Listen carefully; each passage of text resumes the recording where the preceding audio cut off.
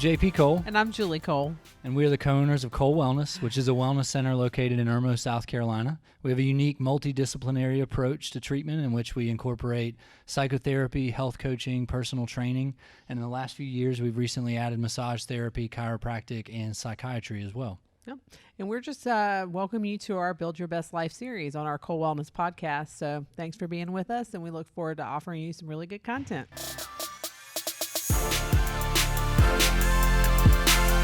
What's up, everybody? I'm Julie Cole. And I'm JP Cole. And welcome back to our Build Your Best Life podcast series. Yeah. Today we're on episode 8. Episode 8. Right. I'm going to tell everybody you got to bear with me. I've got some kind of a sinus infection. She's sick. Ain't even playing. I've been better today, though. A little bit. Yeah. And I'm excited because I got cleared to do a little bit of upper body work. Which went well for 5 minutes. Hey, shoulder injuries are no joke.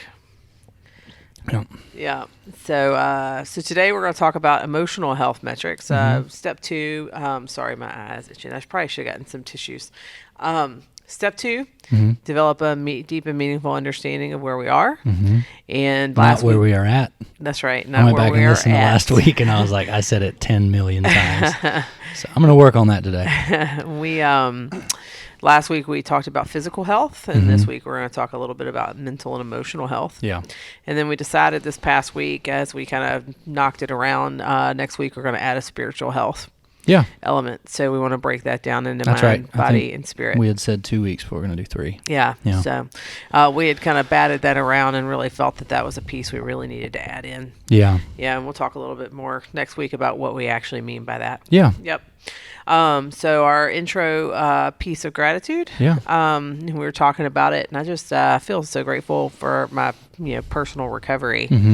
For me, that's haven't had alcohol or other drugs since July of 1998, and I was thinking about how in terms of my mental. Why are you smirking? It's just a long time. So but when we're thinking about mental and emotional health, so many people, it's easy to go to sleep or be unconscious in that area of your life. But when you have an addiction story and you've lived through the hell of that, that's a real good motivator to keep pushing forward and growing. And so such a gift in the end. Like, you don't realize it on the front end, but it is to have crossed some of those bridges at 22 years old and been forced to because you're going to die otherwise. That's right. It really, on the back end, it's such a gift to look back and go, I got to start answering all these questions in my life in my early 20s rather than 30, 40, 50, 60. That's right. Well, it does a lot of things. It creates community for us so that we, accountability and the commitment to transparency, at least the capacity we have it at any given time, is something that's a built-in part of our lives. So, again, the parallel process is that the stuff we share here is all stuff that we've learned to kind of do with ourselves or for ourselves, and the community that we've built as a result of, kind of surviving the shipwreck together is that, now we get to build a deep and meaningful life for ourselves. And so our physical health, our mental, emotional health, and our spiritual health is it's all of it. It's all of it. And none of it's possible for me without my personal recovery. Yeah. And now that we're talking about it, especially this week and next week, does that stand out for me? Of course, I'm grateful for my recovery because it's been, forever since I've been hungover, or that, my liver's doing better than it was at 22 years old, or any of that. But the real gifts are my emotional benefit, my psychological benefit, and my spiritual benefit. Yeah. I always joke about the greatest thing about my recovery is we generally race each other to sleep at night because our mind is not corrupt with anxiety and fear 90% of the time. Yeah, absolutely. But it takes minutes to fall asleep rather than hours, and that's a huge deal. I know. Yeah. You don't have to wonder if I'm falling asleep. JP is like getting his head on the I don't snore. Next week, I'm bringing in recordings of Julie snoring, and then the dog going me me me me me. The dog snores too. So one of my favorite things from the last 2 weeks is my daughter doing an impression of the dog and my mom sleeping on the couch. And both of them breathing. She said, Nana would go, she would go, Yeah. And Mom would go, Nana would go, Frazier would go,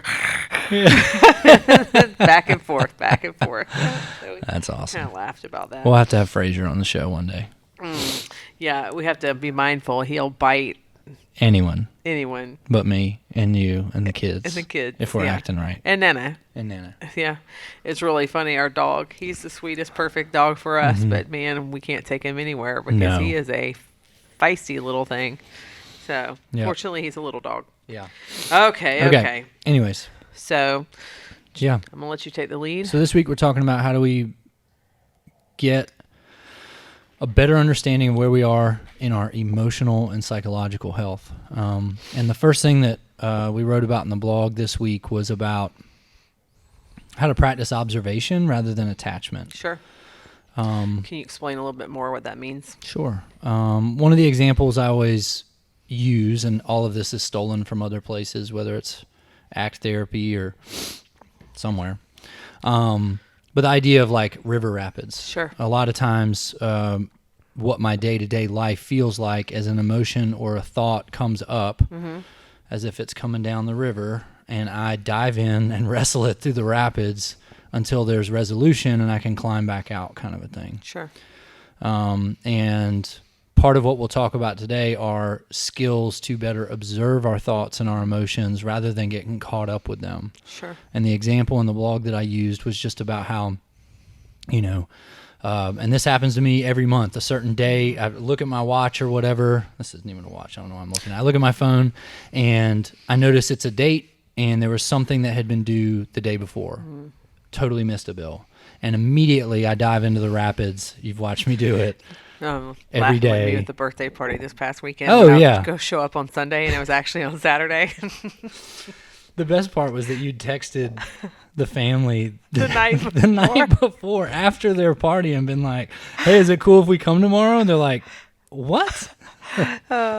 Anyways, but this concept of, I realize it's a different day of the month than it actually is, and we begin freaking out, and and I have to get to the computer, I have to pay this bill, I have to do this thing, I'm freaking out and worried and anxious over, is there going to be a fee, is there this, is there that, what do I need to do, and wrestling with it until it gets resolved. And so our day-to-day life tends to be this, something popcorns up, and we wrestle with it, and then we resolve it, and then something else, and something, but we never, when we get through the rapids, we very rarely ever look back and go, what just happened today? Yeah, my first sponsor used to say it's like walking through a thick of trees, like walking through a field or a meadow, and then all of a sudden we realize we're in the thick of a forest and we feel lost, and we're so confused and overwhelmed, and then we get out of it, and we spend so much time going, oh, thank God we're done with that, that we actually don't look back to check the path and the warning signs along the way that kind of got us into that, and the beauty of accountability in the process is that there are people along the way with lanterns lighting the path, saying this is the way, this is what has worked for me or helpful. And the real truth is nobody's going to know what works for you individually. Sure. We kind of have to wrestle with it and figure it out. That's right. There are things that work for you that won't work for me. Same with our physical health. That's Same right. with our spiritual health. Yeah.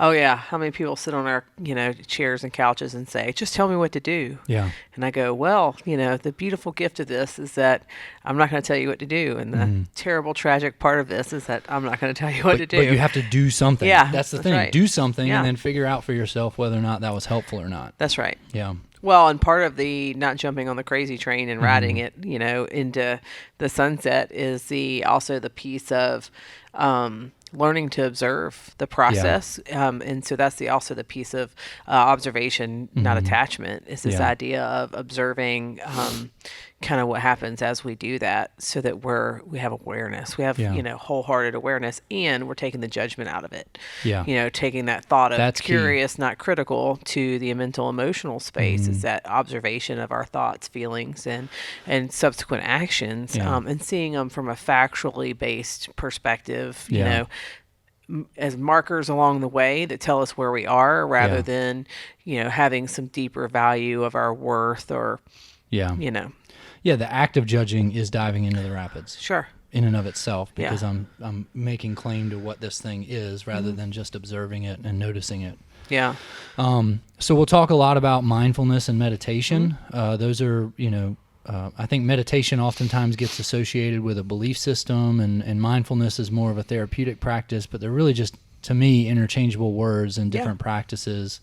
The goal of it is how do we focus the mind or quiet the mind or observe the mind rather than get caught up in it dictating. It's just a computer running programs. So instead of running those programs all day, how can we sit back and observe and recognize, like, does this program even work for me? Is this one that I want to use, or do I want to upgrade it? Or I had a client share that in treatment they taught him it was like canoes rolling down a river. That our thoughts are the canoes, and we just let the canoes pass. And that the visual for him was that he would pick a canoe and jump in, and then he'd just ride the hell out of it. And then he couldn't get out.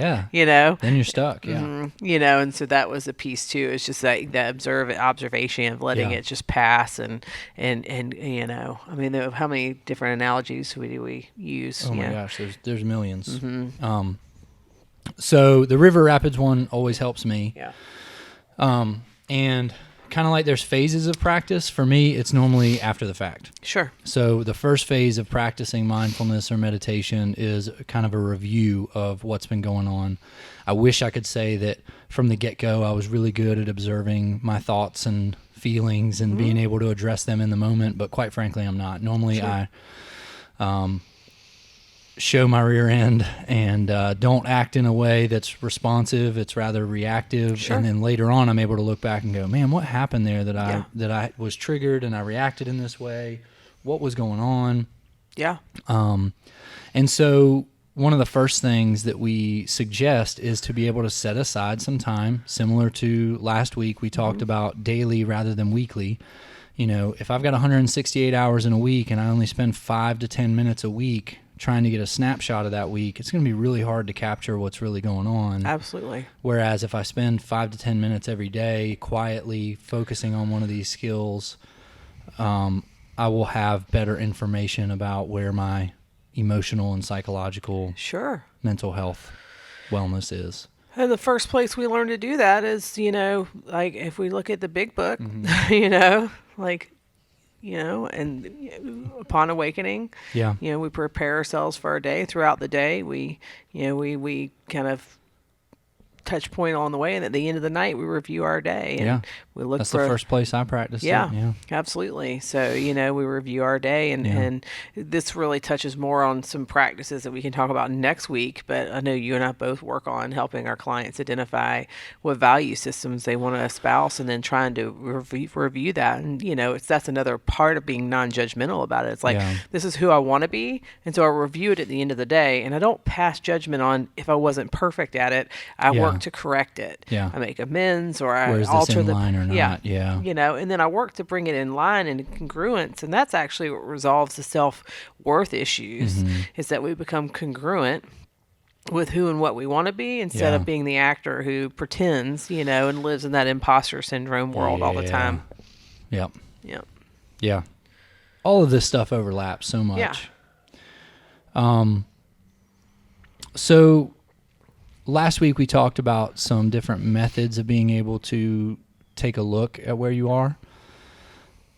And for me, it's about, I like prompts or questions of being able to say, can I answer this question, whether that's journaling or sharing it with another person or just asking myself quietly in a quiet time of mindful practice or meditative practice. So the first question is, what emotions or thoughts did I experience today? At the end of my day, can I look back and say, what thoughts tended to come up for me? Were there any patterns or specific topics that tend to come up? You and I talk regularly about, I've probably got 3 things that I think about all the time. I don't want you to share what they are. Okay. but we in all general, do that. It's normally fear about, work or money or, the kids or, those tend to be the frequent patterns of things that come up the most. Absolutely. Yeah. was my emotional state relatively stable. Yeah. Or was it, was it, relatively stable, or is it up and down? Did I have periods of feeling really low throughout the day, really high throughout the day? Yeah. I like this idea of, were we intoxicated with emotion? Sure. I on a scale from 1 to 10, because I love my 10-point scales, 8 and above for me is the danger zone. Sure. And I don't care if it's a helpful or comfortable emotion or an uncomfortable emotion. If I'm level 9 angry, there's no therapist, there's no family member, there's no friend that can calm me down in that moment. My responsibility is to do behaviors that help me mitigate that so that I stay below that 8. Right. Because when I get level 9 angry, it's bad news. Yeah. I've made some really bad decisions level 9 in love. You know what I mean? Like some of the most... Anyway, moving on. No, I think about the Walmart story, Black Friday. Oh, so I will say this: JP like I'm the one who's more prone to anger, just as my base nature. I'm a fire spirit, so I fire up easy. And what did I call you in front of Rich? The drunk redneck fight queen. That was my old label. Her old self. Yeah, when I was drinking, I fought a lot. And that's nothing to be proud of. I just laugh about it now because it's just so ridiculous. And I see other people like that now. I'm like, oh my God, it was so trashy. Yeah. But the truth is that, JP doesn't get level 9 angry very often, and so when he does, it's pretty obvious and and shocking. And I can remember I was pregnant with Jenna, which it would have been Black Friday, and we decided to venture out. So your mom, one of her favorite things to do was go Black Friday shopping, and she would be in the mix of it at midnight when all hell broke loose, and you could see her, and she was like just loving every minute. So of it. excited about like, dollar towels. And so we had we were at the Walmart in Seneca, and with the family, and they Walmart really sets it up for people to fight. I shouldn't say that, but the way they used to do it, they have all these stations, and then you have to pick which one and what deal you're going to try to get, and then people are literally running from one station to the next, and we don't do Black Friday shopping. And so I can remember they literally catapulted your nephew into a box that they opened with all the towels, literally into the middle of a box. He lands and he's throwing stuff out of the box, and this woman comes flying through and almost hits me with the cart running full speed. And I remember you looking at your mom and saying, like 9 months pregnant. Yeah, I was like 9 months pregnant, and I was more like 7 months pregnant, but I looked like I was 9 months pregnant. And I remember you looking at your mom and going, I'm going to get Julie out of here before I kill somebody. Yeah. And I had never, you were white hot. It was like a slow burn anger that was pretty scary, because you don't do the smoldering anger much. Smoldering. Oh. Jumanji. That's right. So I just laugh about that. But anyway, I was going to say too, and this is part where I want to say too, there are a lot of people who are in recovery or in life that have dealt with trauma or adverse childhood experiences. And the truth for me is that this concept of looking at my emotional state is that I have a flare up of what really is PTSD or something that hits that for me, and I get hypervigilant. You know how to really soothe. You've learned through the years how to soothe me through this and stuff, and to meet me in that space, because I can't process it, and I can't see. I don't have perspective. I mean, my whole central nervous system is activated. Sometimes for a day, sometimes for 2 or 3 days, but sometimes I have to allow myself that grace. And what I've learned to do is surround myself, and I have a number of friends in my network and who get it, and who, when this goes on, I can reach out to, who can be like, it's okay, give me the reminders, the touch points to remind myself, and then I can really just kind of give myself some space to see that it's calming down. But it just doesn't. For some people, their emotional state will calm right back down, and when you're in the hypervigilance of PTSD or trauma, when you've experienced trauma, or the ACEs that you talked about, it's much more likely that it will be a level 10 reaction and sustained reaction, and being aware of that and being able to place yourself in a supportive environment so that you don't necessarily react to that. You can respond to it. And you also take yourself away from the stimuli. Yeah. That's the other thing is that I know that there's just certain people in my life, that I may not always be able to stay away from, but that really activate that for me and know how to really do that. And I think that's important for me, though, is like the gift of recovery is that I stayed at a level 10. I literally, that's part of the fighting and the, all of that stuff is that I just was always spiked up and I stayed activated. And the consciousness is that now if I'm lucky, like it really happens like maybe once a year. Yeah. I may have little flare ups, but like the ones. If I'm lucky. Huh? No, okay. If you're lucky. Yeah. And, it might happen, once a year, once every couple of years. And when it does, I just really know how to manage it and really identify it. It doesn't make me feel any less out of control when it happens. And that's one of the harder parts is understanding that that's why it's so important for me to have people around me that help me. Yeah. Yeah. The expectation that it's going to go away or that it'll get better or that you should be able to decompress from it faster creates even more suffering rather than just allowing it to be what it is and then executing a emergency response type thing for it. Yeah.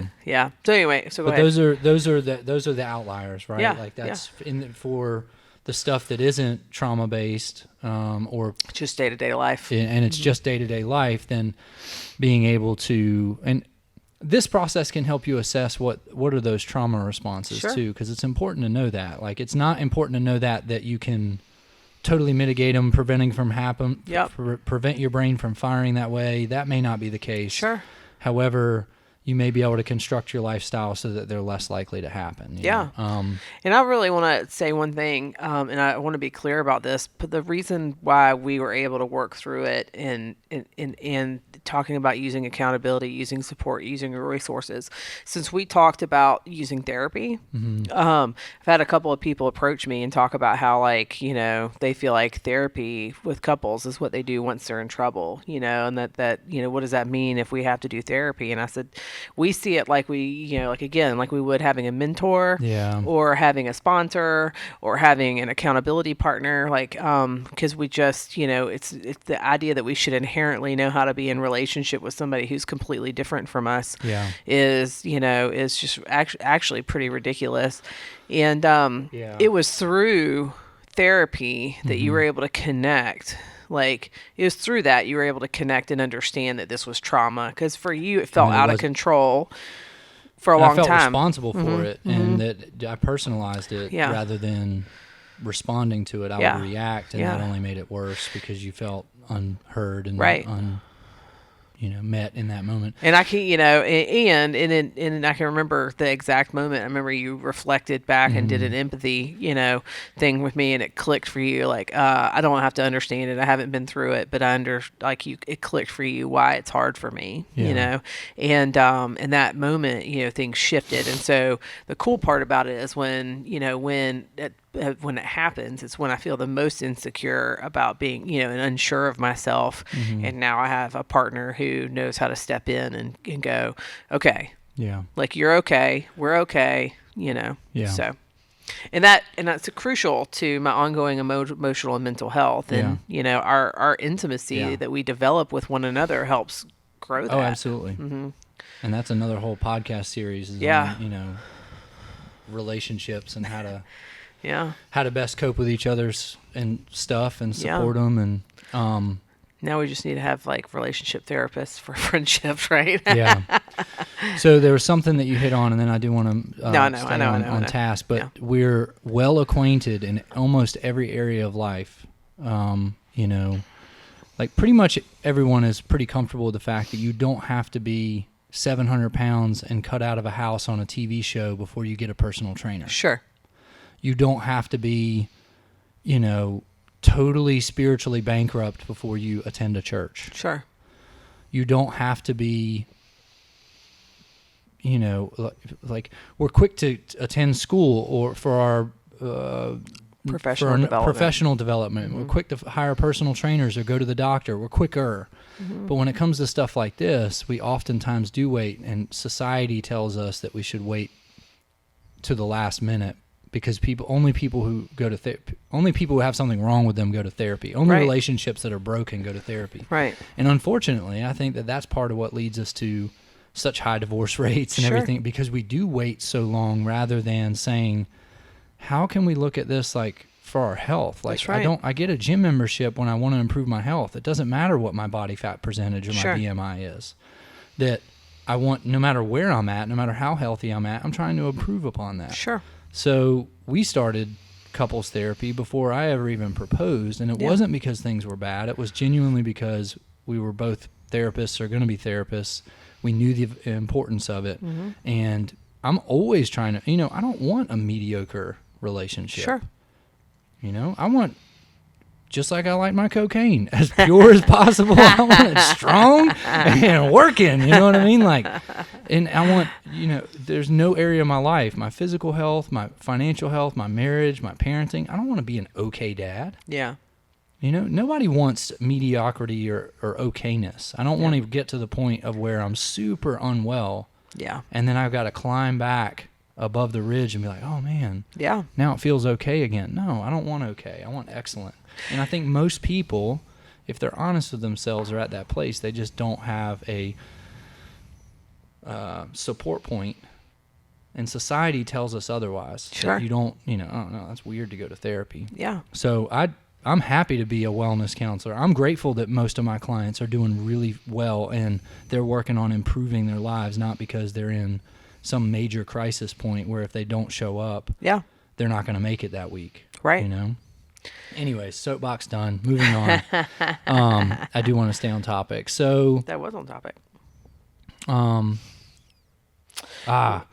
I able to flow through my thoughts? So now we're back to the discussion of we're practicing mindfulness or meditation, and what are the questions? What are the things that we're trying to assess throughout the day of how to better understand our emotional state?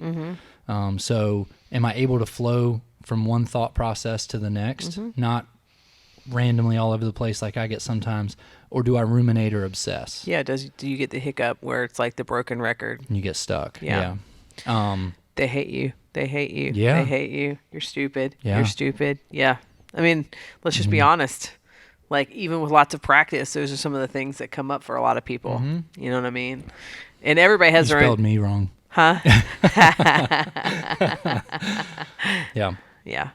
Totally get it. So being able to assess and see, like, what are those thoughts that kept coming up throughout the day? You know? Is it, does it point back to my physical health, my financial health, my marriage, my family, what is it, this thought that keeps coming up that I'm not enough or whatever? That's right.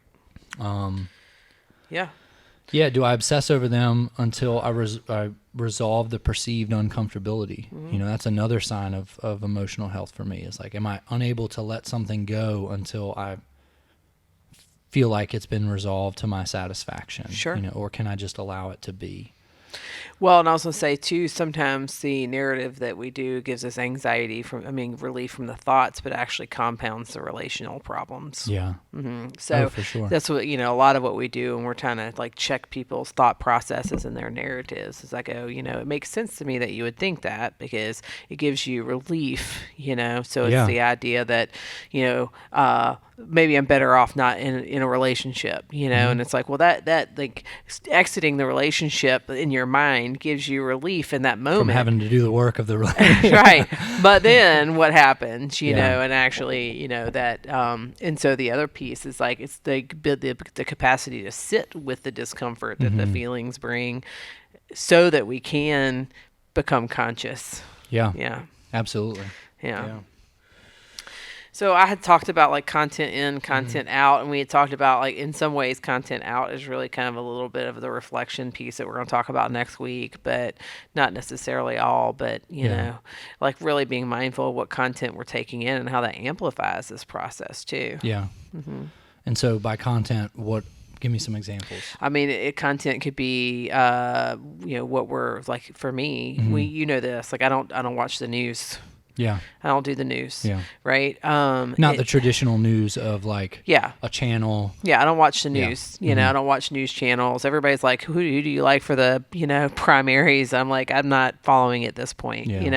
I will go, Saturday, I'll go do my duty and do that kind of stuff, but I will not, I will do some research right before. I will not do it based on other people's opinions, and that kind of stuff, because it just makes me crazy. It Yeah. literally amplifies discord for me. Yeah. And as you know, because I have a trauma history, Yeah. I tend to see it's like the dark web is rolling in front of me. Yeah. So I see, like sexual abuse and child sex rings, and I mean, like, that's all the stuff that comes up, you know what I mean? Or I see abuse, or females murdered, or I used to death, joke doom, that we and could gloom. take 2 computers and both So we go would be to working out at yahoo.com. Move and have the same TV screens rolling. Yep. And all I would see is puppies and inappropriate jokes and funny stuff, and all she would see is trauma, death, destruction. And it's just what do we what do we notice about it? So it's important for you to recognize that. Yeah. And I choose to not do it because I don't necessarily trust the voice. Sure. And I feel like I love the quote. I think it was Denzel Washington was asked one time, like, what news program do you follow? And he never answered that question, but he was like, I feel like that's so tough, because if you don't pay attention, you're uninformed. Right. And if you do pay attention, you're misinformed. Right. And so I think part of it is how do we control that floodgate of the content that I'm bringing into my mind of social media is one for me, like and I encourage clients to do this, like regularly go through there. Yeah. I got off social media several years ago. That's what I was laughing about. Because I realized that I was getting on there every day and literally, just full disclosure, this is what was going on. It was 100% judgment. Yeah. I would get on there and I'd be like, look at these idiots. And there was zero helpful stuff, because everything that was in my feed was like, I was just so negative about it. Sure. And it wasn't helpful. Or there have been other times in my life that the way that I perceived it was this immediate, everyone else's life must be better than mine. And it led to insecurity and depression. And so I even challenge clients, go through your Instagram feed. Like, can you fill it with inspirational stuff? Sure. Can you fill it with positive, edifying, that's one really cool thing that's going on right now with social, is like, of course, the front end of it is that everybody clicks on all the negative stuff, and that garners more support. But now there's this whole movement of people who are like wanting to put out content that is meaningful and uplifting and like makes you feel good. And like, why would I not want my feed to be filled with stuff about successful people, prosperous business, happy couples, like that's what I want to take a look at, because that's what I want to create in my own life. Right. know? Well, and I jokingly with a couple of my clients call it fake book. It's fake book. And I'll do what I call real book posts. You've seen a hashtag real book. And it's like, this past weekend, Julia, our youngest, was like, she just has these like nuclear meltdowns, and they seemingly, happen without any kind of understanding of when they're going to be. And one of it was her shoe. Her shoe was like, before she ever even put it on, the shoe was bothering her, and she melted down from there. And it was just like, I was fried by the time you left to go to the daddy-daughter dance, and we did not get one picture of her with y'all where she was not like crying or looking like she was ready to murder somebody. Yeah. And and I did a real book post about that. I did the same thing last year when she had a meltdown at school, and it's just like, it's real. It's real as parents or like it's real. We get tired, we get frustrated.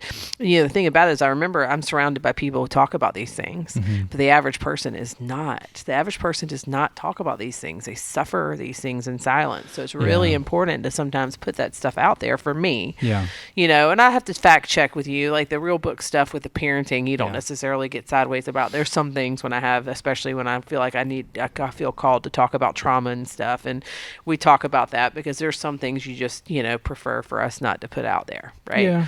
Yeah. Yeah. I think, for me, social media is what it is. Yeah. Like, and I think that it's just important to recognize it for like, I have a much healthier experience with Facebook or things like that when I realize that people are only putting I'm only putting on there what I want other people to see. That's right. And as long as I'm authentic and real about that, then I can, I hold less judgment. I'm not looking at somebody putting a vacation up and being like, oh man, their life is so amazing. It's like, well, the only posts that I put up last year were all the trips that we took too. That's right. So it was like, I totally get that, and I want to see that, and it's inspiring rather than, and I do feel like, and guys are different than girls. Like, I have no interest in being like, hey, I'm going through this tough thing, and then to get feedback from a bunch of other people. Well, like I see plenty of guys do that, by the way. Oh, no. I think sometimes it's people's headspace. Totally get it. So. I see a lot. I'm saying I would prefer to be in an intimate men's group in which I can talk openly and honestly. So that's what works for me. Yeah. Not doing it publicly, which is just a different... Absolutely. I don't seek feedback from people, though. That's the thing. Most of the things I write, I've resolved. You do it for you. Yeah. I get that. Yeah. I resolve it. I've resolved it, and I share it so that other people don't feel alone in it. Yeah. And if the people comment, that's great. If they don't, that's great too. Yeah. But I think it produces quality content for people, obviously, with all, you'll post things like that and you'll get 1,000 moms that respond, I've never posted a thing in my life and gotten 1,000 guys like, oh yeah, I felt like that too. It doesn't happen, but I do get that in a small group setting. Sure. And I think that has a lot to do with the difference between men and women. Sure. Let's go ahead and reinforce some stereotypes while we're at it. Just saying. Just kidding. Not in all ways, but I'm picking. Anyways, so what are we taking in? What are we reading? What does our social media look like? So I think who do we surround ourselves with? Too. What are we listening to? What shows are we watching? Yeah, absolutely. Yeah, all of that plays a role. Now, I don't think it's like the middle school stuff where I would get the little pamphlets from churches that are like, if you listen to Megadeth, you're literally worshiping Satan and Striper all the way. Yeah. I don't think it's quite to that, but the one thing that I do notice is that when I listen to things that are belittling of people or talking down about people, that tends to be where my mindset. When I listen to stuff like, I always bring them up, but Trevor Hall, when I listen to that, it's uplifting, or Naco, or anything. It's some of it feels cheesy, but it's quality. Yeah, wholesome. Loving, wholesome stuff that I feel like promotes more of that experience in my mind rather than negativity. Yeah. So it's helpful to allow that stuff in more. Yeah. Yeah. I mean, it's like when we got to meet John Butler and he did the kind of meet and greet and was asking the questions, and the guy said, you've done so much political music in the past, what shifted for you? He said, I just came to the understanding that the only way I could really change the world is by changing myself. Yeah. And he's still, his whole point was he's still in person, is actively involved in all of those things, but he's like, how many more songs can I write about the government screwing people over? Yeah. And how helpful is that to the people who listen to it? When you listen to his first couple albums and it was very to the point.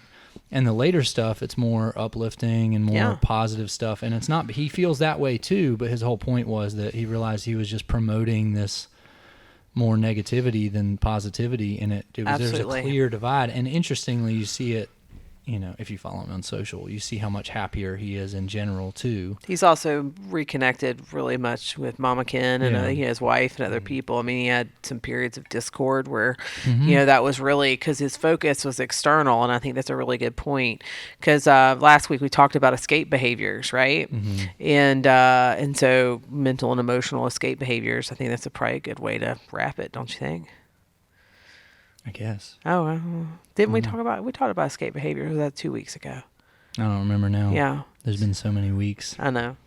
It's been on so long. So next week we're going to talk a little bit more about the content out piece. Sure. Because the idea of, this week we're talking about what's our internal state, and how's when we talk about the spiritual, how is our internal state reflected out to the world?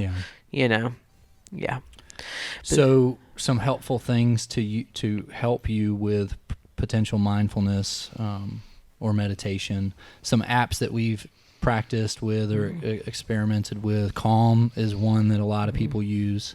Headspace is another. I think they offer a student discount if you're a student with a .edu address.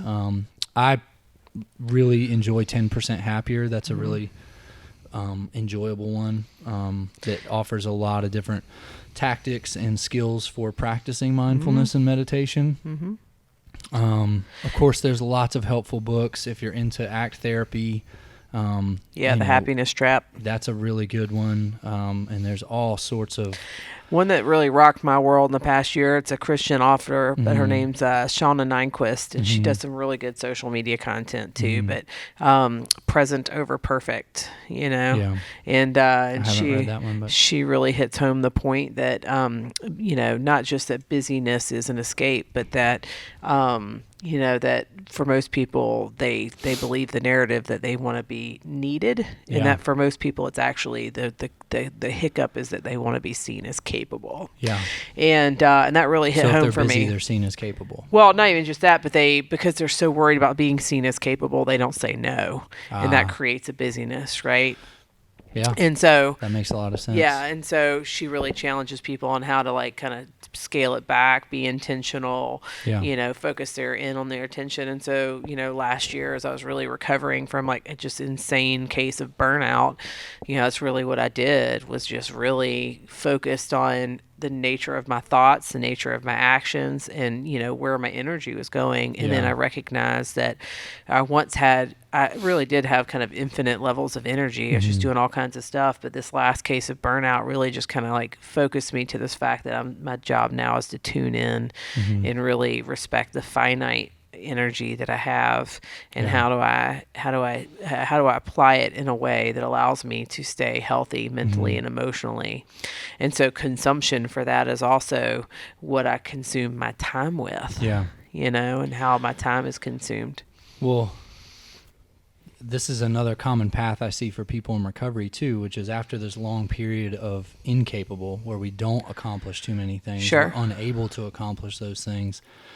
That next phase is very much like proving that capability and saying yes to things, and then building that momentum, and eventually you reach this point where you have to realize, just because I can accomplish something doesn't mean I should. Sure. Just because, I can lift boxes doesn't mean I can help every single person on earth move all of the time. Just because I can do this thing doesn't mean I'm obligated to say yes. As a matter of fact, as I build more purpose, it's important for me to be able to say, because every time I say yes to something, I'm saying no to something else. That's it.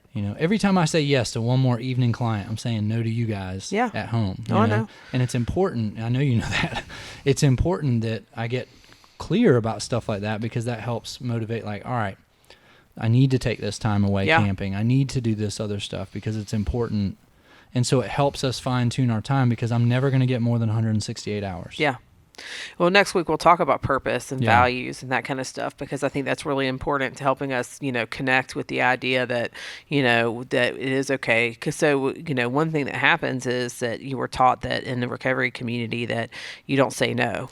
And that creates a whole set of disordered, stress, and chronic stress actually takes people out back into addiction more, because it primes those negative neural pathways. It has a really important purpose. Right. But if that becomes a paradigm that we live by, it becomes really, really difficult to sustain. No, absolutely. No doubt. Yeah. And so, one of the things that, I grabbed from Present Over Perfect that was really important was just that idea. And she really hits that, for a lot of people, they think of it as superficial no's, right? Being able to say no to some things in our lives. But her point is that being laser focused on what your purpose is helps you make the brave no's, because you seemingly make brave yeses, and then those brave yeses actually push you further away from your priorities. Who and what's important to you.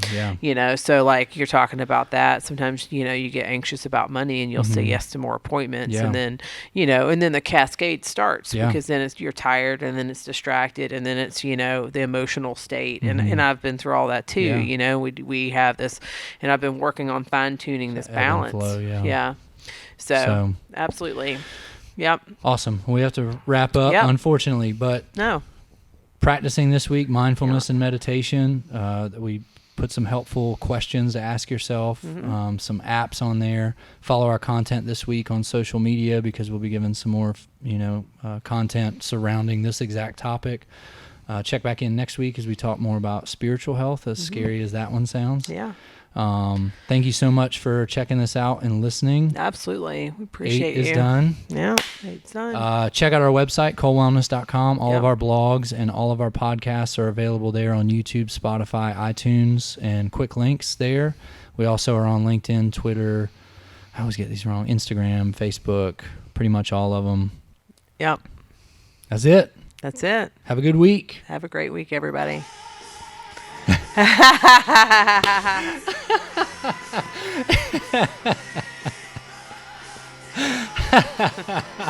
had this album. What a great song to end on.